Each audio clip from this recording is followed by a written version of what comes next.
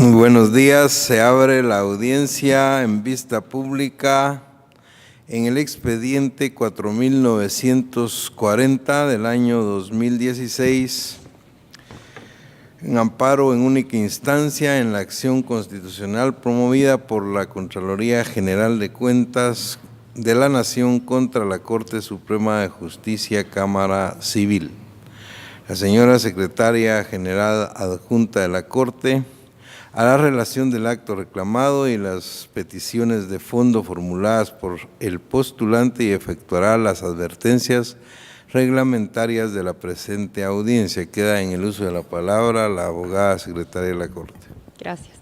En el presente caso se señala como acto reclamado la sentencia de 28 de julio del 2016 dictada por la Corte Suprema de Justicia, Cámara Civil, que desestimó el recurso extraordinario de casación interpuesto por la Contraloría General de Cuentas contra la sentencia dictada el 23 de junio del 2015 por el Tribunal de Segunda Instancia de Cuentas y de Conflictos de Jurisdicción. En su petición de fondo, la institución amparista solicita que al dictar sentencia se declare otorgar el amparo solicitado y en consecuencia se declare procedente la presente acción constitucional y ordene a la autoridad impugnada que resuelva conforme a derecho el recurso extraordinario de casación interpuesto por la Contraloría General de Cuentas. En consecuencia, se declare con lugar el mismo y con lugar la demanda interpuesta por la Contraloría General de Cuentas. De conformidad con lo que establece el artículo 67 del Acuerdo 1-2013 de la Corte de Constitucionalidad, quien haga uso de la palabra deberá dirigirse directamente al tribunal, expresar sus alegaciones en forma oral conforme al objeto de la vista pública previsto en el artículo 61 del referido acuerdo y sin dar lectura a documentos, salvo que para ello se cuente con autorización previa del señor presidente, concretarse al asunto planteado, ser breve, conciso y preciso en su exposición, no proferir expresiones irrespetuosas a las partes o a los miembros del tribunal. Y para la exposición de alegaciones, los intervinientes cuentan con un tiempo no mayor de 15 minutos. Es todo, señor presidente. Muchas gracias, abogada secretaria. Pueden hacer uso de la palabra la parte solicitante del amparo y requiriente de la vista pública, es decir, la Contraloría General de Cuentas, por medio de la mandataria judicial con representación Lesbia Jacqueline España Samayoa de Olivet, quien comparece con el patrocinio del abogado José Marco Vinicio López Castillo, quien queda en el uso de la palabra. Muy buenos días, honorables magistrados y sujetos procesales aquí presentes. Voy a presentar los alegatos en nombre de la Contraloría General de Cuentas. Para el efecto, quiero indicar lo siguiente. Los auditores gubernamentales de la Contraloría General de Cuentas fueron nombrados para hacer un proceso de fiscalización en la Municipalidad de San Miguel Petapa para fiscalizar lo referente al cobro y administración del impuesto único sobre inmuebles. Derivado del proceso de fiscalización, determinaron que la Municipalidad de San Miguel Petapa, por medio de su corporación municipal, delegó la función de administración y cobro del impuesto único sobre inmuebles a dos entidades privadas. Esto fue a través de dos contratos de servicios profesionales. Derivado de lo anterior, se estableció un cobro por dicha recaudación del 25% para una entidad privada y el 20% para otra entidad mercantil. Derivado del anterior, honorables magistrados, a manera de ilustración podemos determinar que de cada 100 quetzales que recaudaba la municipalidad, 25 quetzales era directamente para la entidad que estaba cobrando el IUCI. Y en el otro caso era 20 quetzales por cada 100 quetzales de lo recaudado. Derivado de lo anterior, de conformidad con la auditoría de las cajas fiscales, se estableció que a estas dos entidades mercantiles de naturaleza privada se le pagaron exactamente 36.573.30 centavos por la administración y cobro del impuesto único sobre inmuebles. Es decir, más de 36 millones, honorables magistrados. Derivado de lo anterior, al hacer un análisis jurídico del caso concreto, se determinó de que, de conformidad con el artículo 154 de la Constitución Política de la República, la función pública no es delegable, salvo lo establecido en las leyes específicas. Derivado de lo anterior, la ley del impuesto único sobre inmuebles establece de que se puede delegar la administración del IUCI, del Ministerio de Finanzas Públicas, a las municipalidades cuando se hayan cumplido todos los requisitos técnicos y legales pertinentes a través de un acuerdo. Derivado de lo anterior, la municipalidad no puede venir y delegar esa función de recaudar tributos a dos entidades privadas, porque es precisamente esa delegación que le da el Ministerio de Finanzas al momento de cumplir con los requisitos de mérito. Derivado de lo anterior, honorables magistrados, si la municipalidad no tenía la capacidad técnica y legal para recaudar los tributos, lo ideal o lo pertinente era devolverle esa delegación al Ministerio de Finanzas Públicas para que continuaran recaudando los tributos. El Código Municipal establece, honorables magistrados, de que únicamente se pueden crear tributos con fines específicos. Y esto lo ratifica el artículo 2 de la ley del IUCI, ya que establece, honorables magistrados, de que del 100% de lo recaudado por concepto de IUCI, el 30% debe ser para funcionamiento y el 70% para inversión. Pero ¿qué pasó en este caso concreto, honorables magistrados? Del 100% de los tributos por este concepto se le otorgaron el 25% y el 20% a las entidades privadas contratadas por la corporación municipal. Derivado de lo anterior, se presentó una demanda en juicio de cuentas haciéndole ver al honorable juzgador la delegación expresa que se había realizado referente al cobro del IUCI. Esta fue una de las primeras demandas en el contexto histórico que presentó la Contraloría General de Cuentas. Sin embargo, creo de que el órgano jurisdiccional no entendió con toda su plenitud lo que estaba sucediendo en el cobro del IUCI, por lo cual declaró lamentablemente sin lugar la demanda. En consecuencia, la Contraloría General de Cuentas presentó recurso de apelación. En ese mismo sentido, el Tribunal ad quem confirmó la sentencia apelada. Por consiguiente, se presentó un recurso extraordinario de casación que fue conocido por la Corte Suprema de Justicia. Al cumplir todos los requisitos señalados por la ley de la materia, es decir, el Código Procesal Civil y Mercantil, se le dio trámite al recurso y fue conocido en vista. Sin embargo, la Corte Suprema de Justicia no entró a analizar el fondo del asunto, es decir, la delegación que se realizó de los tributos de una entidad pública a una entidad privada. Desestimó el recurso indicando de que no se habían cumplido con ciertas formalidades. Sin embargo, no entró a conocer el fondo del asunto. Es ahí donde se produce uno de los agravios, honorables magistrados. Por otro lado, en ese mismo contexto histórico, la Contraloría General de Cuentas presentó demanda en juicio de cuentas en contra de todas las municipalidades que habían delegado esa función pública. Y es muy importante mencionar esto, honorables magistrados, porque no se puede crear un vínculo jurídico tributario entre un particular y el contribuyente. El Código Tributario establece en forma expresa de que el vínculo jurídico tributario es entre el Estado y los contribuyentes. Ahora bien, ¿cómo quedan los contribuyentes a ser recaudado ese impuesto por simples particulares? Y digo simples, honorables magistrados, porque el vínculo que se debe de crear entre el Estado y el contribuyente es muy importante, porque se deriva del jus imperium. Solo el Estado puede establecer tributos y solo el Estado puede cobrarlos. Eso deviene del principio de legalidad.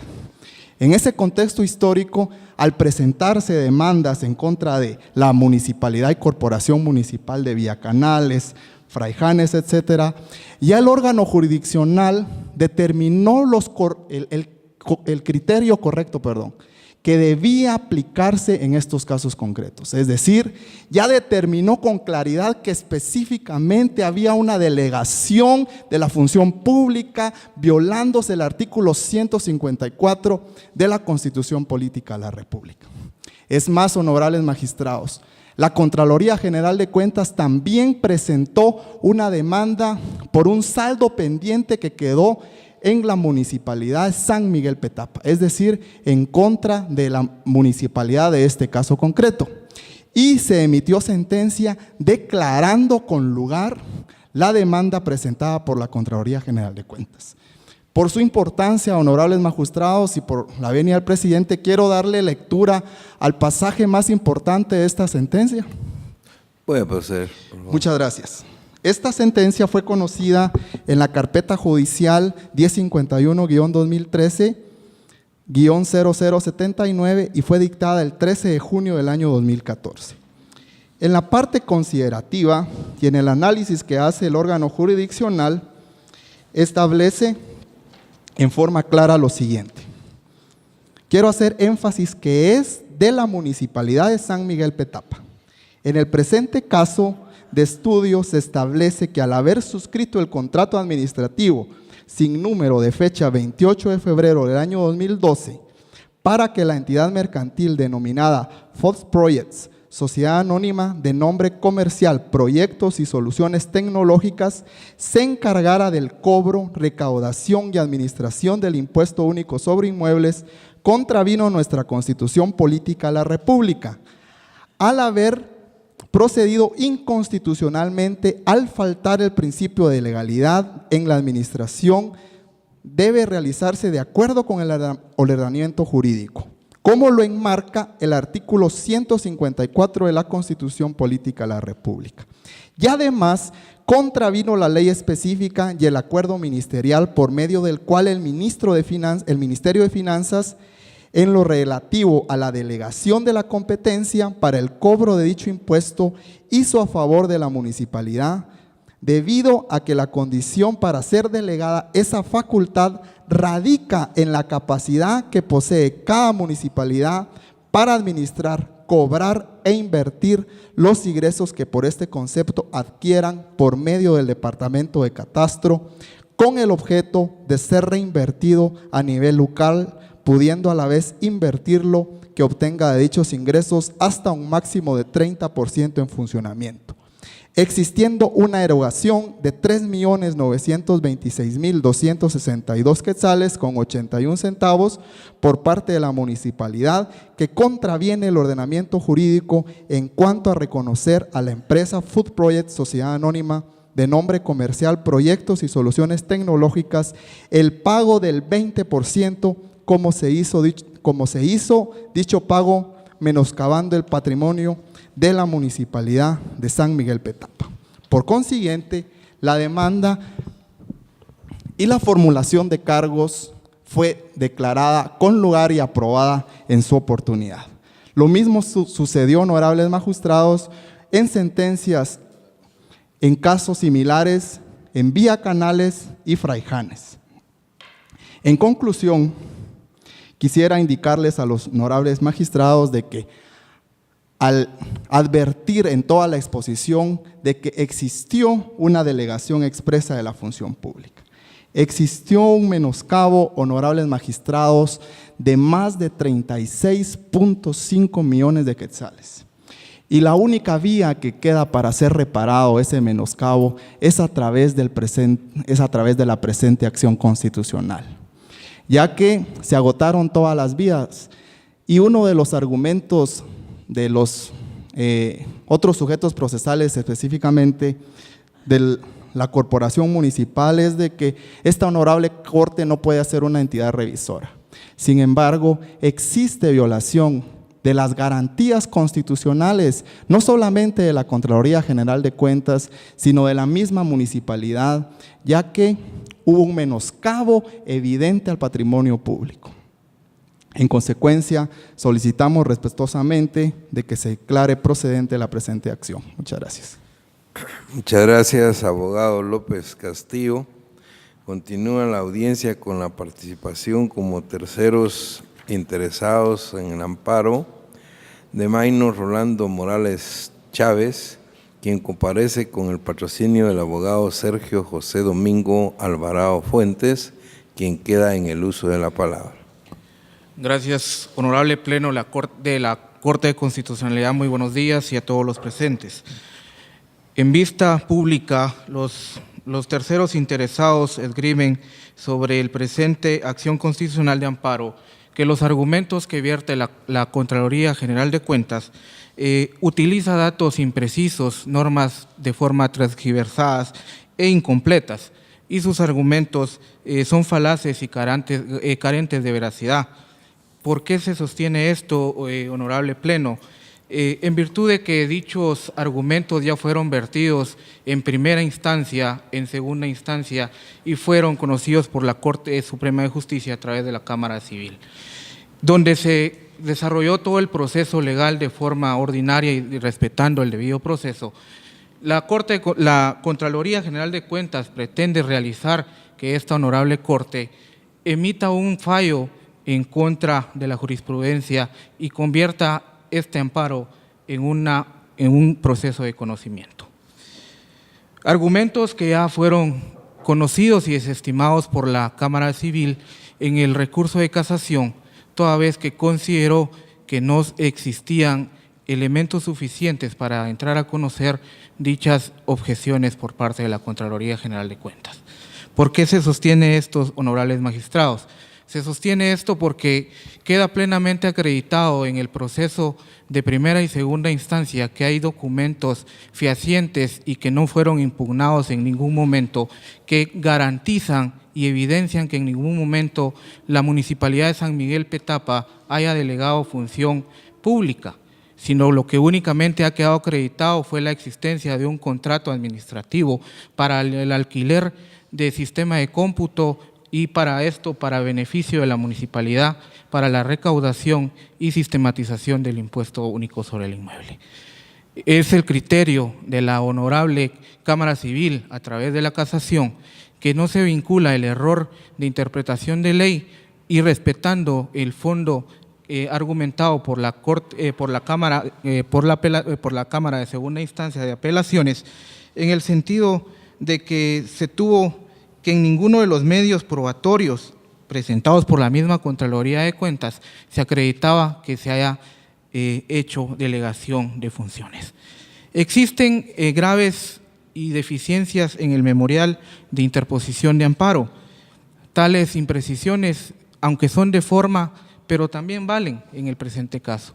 La Contraloría General de Cuentas, al indicar quiénes eran los terceros interesados en el presente acción constitucional, indica que todos son representados y unificaron personería en el señor Maynor Rolando Morales Chávez, pero consta en autos que dichos terceros interesados son representados por otra persona de nombre Wilfredo Joaquín Herrera Izaguirre. De la lectura de los memoriales de primera instancia de agravios de apelación y los vertidos ante la Cámara Civil para la sustentación del recurso de casación, se evidencia que es una copia de los argumentos, que ya como lo expresé, son argumentos que ya fueron conocidos dentro de la jurisdicción ordinaria en primera instancia, en segunda instancia y en casación. Por lo cual no es viable la presente protección constitucional porque pretende en todo caso la Contraloría General de Cuentas que se vuelva a conocer hechos y pruebas que ya fueron valorados y no fueron debidamente impugnados. Es más, es la misma prueba presentada por la Contraloría General de Cuentas la que lleva a los órganos jurisdiccionales a dictar sentencia sin lugar las peticiones de la Contraloría General de Cuentas. Nada tiene que ver el recurso de casación con los agravios que expresa en este caso la Contraloría General de Cuentas, por lo cual no es dable tampoco la protección constitucional solicitada. En su memorial de amparo, la Contraloría General de Cuentas indica que se han violado ciertas normas constitucionales. El artículo 12 de la Constitución, el derecho a defensa, lo cual no es claro ni es preciso en sus argumentos y no evidencia ningún agravio, toda vez que inserta pasajes de sentencias de la Corte de Constitucionalidad que no tienen que ver con nada con el presente caso. Es de recordar que el derecho a defensa es aquel que ejerce una persona sobre la cual pesa una imputación. En el presente caso, la Contraloría General de Cuentas es la entidad que siempre ha hecho las imputaciones en todos los casos.